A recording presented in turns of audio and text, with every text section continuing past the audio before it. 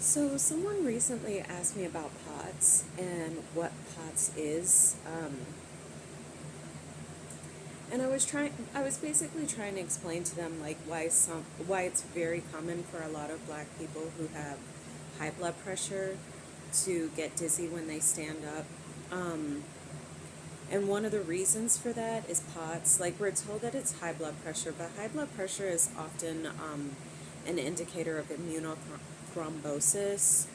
Immunothrombosis is actually really easy to understand. It comes from immuno, which means your immune system. Thrombosis means clotting. That's all that it is. It's what happens in your system when your body makes clots, when your body makes blood clots. So immunothrombosis means blood clots that come from your immune system. Um, my uncle, he passed away a couple of years ago, but one of my uncles used to have really, really bad high blood pressure, and he did take his medicine. He and a lot of my relatives were pretty consistent about taking their medicine. And the one thing that we always noticed, no matter what, was that they always would have these blips, right? And this is actually really, really, really common for, like, I want to say, like, most Black people, is that we get these blips, and even if you're on your medication, you will have, like, your blood pressure skyrocket. So that, if you sit and you think about it, right? You sit and you think, and you're told that high blood pressure just sometimes it's genetic or it just comes from your body, and that's just how your body operates. So you take medicine for it, and you think about it, and you're like, wow, all my relatives, after a while, their medicine just stops working. If you think and you process that information, that doesn't make sense, correct?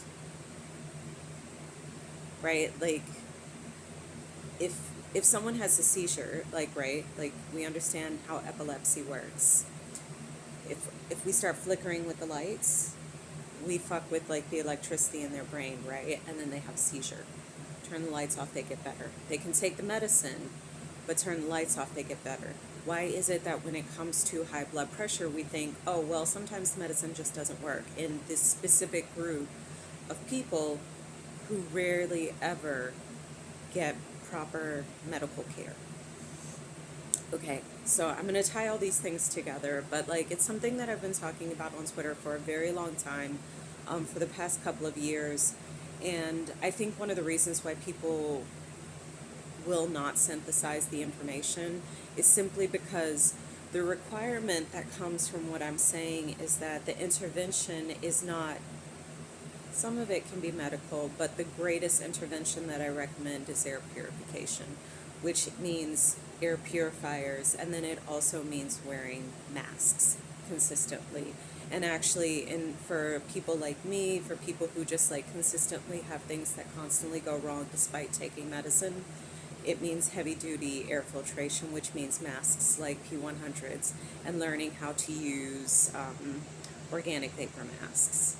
I'm going to get to why that's important, but anyway, the reason why a lot of Black people's medication doesn't work for blood pressure is because it is the wrong treatment. Your blood pressure medication will work by, like, it's called a vasodilator. Vaso means vein, dilate means open. So it'll open up your veins, it'll allow the blood to circulate throughout your body, and it'll stop, like, putting the pressure in your brain, and it'll stop putting the pressure on your heart. But where does that pressure come from? Again, when we talk about seizures, we understand that it's like maybe somebody fucking with the lights. But when we're talking about something like high blood pressure, it's okay to just say Black people genetically have high blood pressure and eat too much salt, and that's the solution, and the medication doesn't have to work. When we look back at people like the woman, I'm sorry, I'm forgetting her name, the woman from the HeLa cells. Like, how is it that you can just say people just constantly get cancer and we never have to think any further about it, right? So one of the things that I keep trying to, like, push people to do is to invest in air purification, to learn how to build an air purifier, and to get better masks. And the reason for that is because I've actually noticed the difference in my own health. Like if I turn an air purifier off and I don't wear a mask, I notice my blood pressure skyrockets. I notice a lot of weird stuff happens to my brain. I notice that when I have interventions, when I put those interventions in place, my blood pressure goes down, my health improves. I've taken a lot of effort, I've put a lot of effort into increasing my health by lowering my exposure, one, primarily to COVID, but by lowering my exposure to COVID, I'm also lowering my exposure to many, many other viruses, pathogens, toxins in the air. So, back to immunothrombosis. What happens when a virus gets introduced into your system is that oftentimes, you know how a snail gets like a tiny drop of like salt on it and it turns its outside into goo? Not the shell, but the soft smushy part, and it'll get really gooey. So that's what thrombosis is. Thrombosis is to make something gooey, to make something thick, to protect something. And that's what your nose does when pollen hits it. The reason why it starts running is because it's thrombosis. It's like covering the pathogen in excess goo. Okay. So when pollen hits your nose, when you start sneezing, your body is ejecting it, but the creation of snot, that snot is actually wrapping itself around the pollen so that the pollen doesn't keep hitting like your nose and irritating it. The same thing happens when a virus gets introduced into your bloodstream, especially when we're talking about vascular viruses like COVID, and there are other vascular viruses. But basically, your body will take your blood and make it gooey. And this gooiness will wrap itself around the virus. When the gooiness is wrapped around the virus, it makes it harder for the virus to hit your pathways, which are your blood vessels, okay? But the blood clot then creates, and keep in mind, they're not always ones that show up on scans. Sometimes they're much smaller, especially with COVID. COVID creates these things like called mini blood clots. They're very, very small. You can take 1 million tests and it still says that you are like perfectly healthy.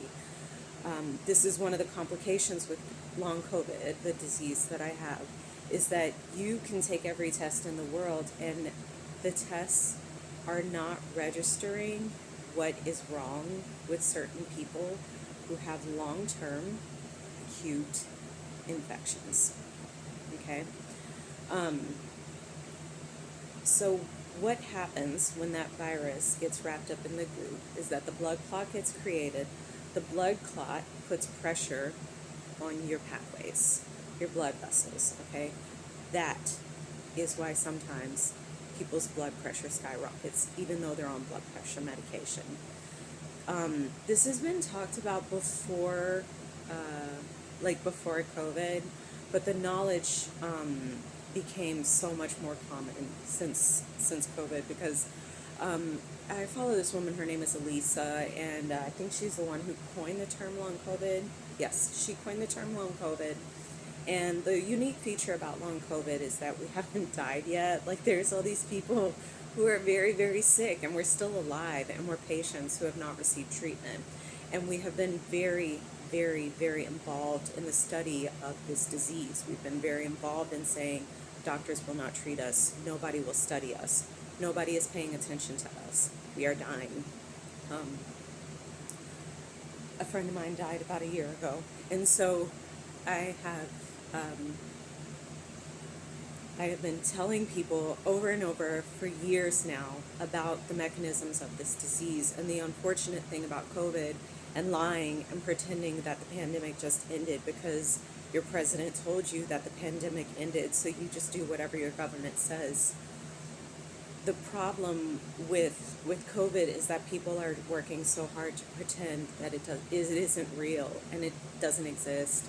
And we don't know why we're all getting sick. The virus doesn't just go away, we know that. Like nothing just goes away because you pretend it doesn't exist. you need interventionist tools. And I think that's one of the reasons why I have such a hard time getting through to people, because I don't just say sit on your hands and pray that the government will come and save you. And I don't just tell people to go to doctors. I'm never going to just tell somebody to go to a doctor and wear a big gigantic mask and they're going to take care of you, because that doesn't work. I tried that a couple of times. It does not work. They will leave you for dead. And I think that's a big part of the reason why people tend to ignore me. But this has major ramifications for diseases that exist outside of COVID. What I have been talking about for the last few weeks and the last few months, especially when I began the series on energy-limiting diseases, is what is very likely, especially as we look at populations like Black populations, where we are told to just take medicine, and the tests that measure like immune responses are not low enough. They're not low enough to pick up what is wrong with people like me, but then also we wouldn't be given them anyway because we're Black. What is very, very likely, and what I've been thinking a lot about for the last few years, especially with my writing on exposures and energy-limiting diseases, is that it's very likely that groups of undertreated populations have long-term acute infections that do not necessarily infect the general population, because the general population is more immunocompetent, so they don't necessarily get affected by this, but it shows up much more often as you age because your immune system is more worn down. And so these infections can go on for quite a while and have a massive effect on your immune system, but it's not being treated because people won't look into things like the immune system. Like, how is it that the HeLa cells just like perpetuate for decades, right? And most people's don't. Like, has anyone ever thought about that? Like, when I started reading it recently, I was like, especially after I did the series on the energy limiting diseases, once I read it, I was just like, oh, this is like so obvious. She had a viral disease that is not being picked up by an immune test that is low enough to register what is wrong with her. The reason why we have HIV tests, the reason why we have HIV tests that tell people if you're positive for HIV is simply because people push the government to create tests that were sensitive enough to isolate the virus. And what I'm saying is it's not just COVID, okay? It's not just the coronavirus that we need higher sensitive tests for. I'm saying that I believe that there are far more many diseases that we need lower immune testing for, like to pick up these like shells of virus that constantly perpetuate disease within people's bodies.